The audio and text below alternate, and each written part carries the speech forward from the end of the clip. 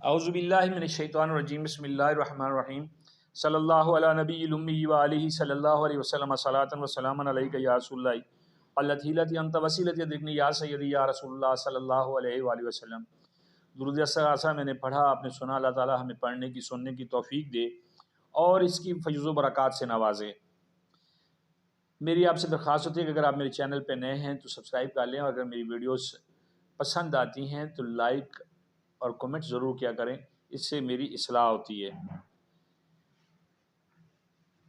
چھٹیاں کھیلتے کھیلتے ہم نے اپنا جو تعلیمی نظام ہے اس کی ستیہ ناش کر دی ہوئی ہے۔ گرمیوں کی چھٹیاں آ گئیں، آج ہڑتال ہو گئی، آج کچھ ہو گیا، چھٹیاں ہی چلتی رہتی ہیں، اور بعد میں گورنمنٹ کے جو ہمارے اسکول ہیں ان کے اساتذہ کرام کی باز پرس ہوتی ہے کہ آپ کا رزلٹ کیا ہے۔ چلیں مان لیتے ہیں کہ یہ جو چھٹیاں سموگ کے حوالے سے کی گئی ہیں، پنجاب گورنمنٹ نے کی ہیں، یہ ضروری تھیں کہ بچوں کی جو صحت ہے، حفظان صحت کے جو ہے اقدامات میں یہ ضروری تھا کہ وہ گھروں میں رہیں۔ لیکن بات یہ ہے کہ یہ کوئی سموگ کا جو معاملہ ہے یہ کوئی پہلی بار پاکستان کی تاریخ میں نہیں ہے۔ لاہور آلودہ شہروں میں پہلے دوسرے نمبر پہ تیسرے نمبر پہ رہتا ہے، اور اس بار تو یہ بھی کہا جا رہا ہے کہ انڈین پنجاب سے جو ہے وہ ہوائیں اس طرف بدبو بھی لے کے آ رہی ہیں اور اسموک بھی لے کے آ رہی ہیں، دھواں بھی لے کے آ رہی ہیں۔ سارا مان جاتے ہیں کیونکہ ہمارے پاس یہی ہوتا ہے کہ یہ فلاں کی وجہ سے ہو گیا، فلاں کی وجہ سے ہو گیا۔ لیکن ابھی جو قابل ذکر بات ہے وہ یہ ہے کہ جیسے ہی یہ معاملہ شروع ہوتا ہے اسموک کا تو پتہ چلتا ہے جی اتنے بھٹے گرا دیے گئے، اتنے لوگوں کے خلاف ایف آئی آرز ہو گئی ہوئی ہیں، یہ ہو گیا وہ ہو گیا۔ تو کیا باقی جو سال ہے، جو باقی دن ہیں جو اسموک کے سیزن سے پہلے کے ہیں، اس میں محکمہ ماحولیات جو ڈسٹرکٹ لیول پہ اتنی بھاری تنخواہیں لے کے بیٹھے ہوئے ہیں، وہ سوئے ہوتے ہیں، وہ کیوں نہیں نشاندہی کرتے کہ یہ جو بھٹے ہیں یہ آنے والے وقت میں جب اسموک جو سیزن آتا ہے اس میں یہ جو ہے یہ آلودگی پھیلا سکتے ہیں، تو ان کا سدباب پہلے کیوں نہیں کیا جاتا؟ بھٹے بند کر دینے سے یا فیکٹریاں بند کر دینے سے یہ تو ہے کہ بڑا بلے بلے ہوتے ہیں جی ہم نے اتنے بڑے اقدامات اٹھائے ہیں، ہم نے یہ کر دیا وہ کر دیا۔ لیکن مسئلہ یہ ہے کہ ان مزدوروں کا جو بھٹوں پہ کام کرتے ہیں، ان مزدوروں کا جو فیکٹری میں کام کرتے ہیں، ان کے بچوں کے، ان کے چولہوں کا بھی کوئی انتظام ہوتا ہے کہ وہ کہاں سے کھائیں گے؟ کیا وہ کوئی منو سلوا کھاتے ہیں یا وہاں پہ ان کے لیے کوئی غیبی مدد پہنچتی ہے؟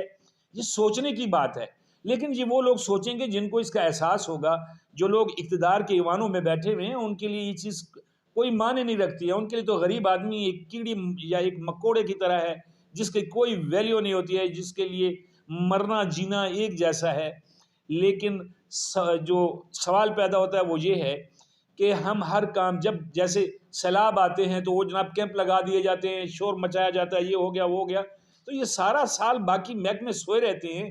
یہ محکمے اپنا کام کیوں نہیں کرتے؟ گورنمنٹ کو کیوں نہیں تجاویز بھیجتے ہیں کہ یہ ایسا ہونے والا ہے، یا ایسا کریں گے تو یہ بہتری آ جائے گی؟ کبھی پتہ چلتا ہے جی نالا لئی میں اتنا سیلاب آیا، اتنی تباہی میں پتہ چلتا ہے اس بارے میں کہ نالا لئی میں گندگی کی صفائی نہیں تھی یا وہاں پہ تجاوزات ہیں۔ تو یہ چیزیں پہلے کیوں نہیں نوٹ کی جاتی ہیں؟ کیا یہ لوگوں کے ڈوبنے کا انتظار کیا جاتا ہے؟ پھر پتہ چلتا ہے جی یہ ایسے معاملات ہیں، اس میں جی بڑے بہانے ہمارے محکموں کے پاس ہوتے ہیں۔ لیکن سوال پھر وہیں پہ کھڑا ہوا ہے کہ جو سموگ کے سیزن میں چھٹیاں دی گئی ہیں بچوں کو، بچوں کا ٹائم ضائع ہوا، یہ کس کے پلے جائے گا؟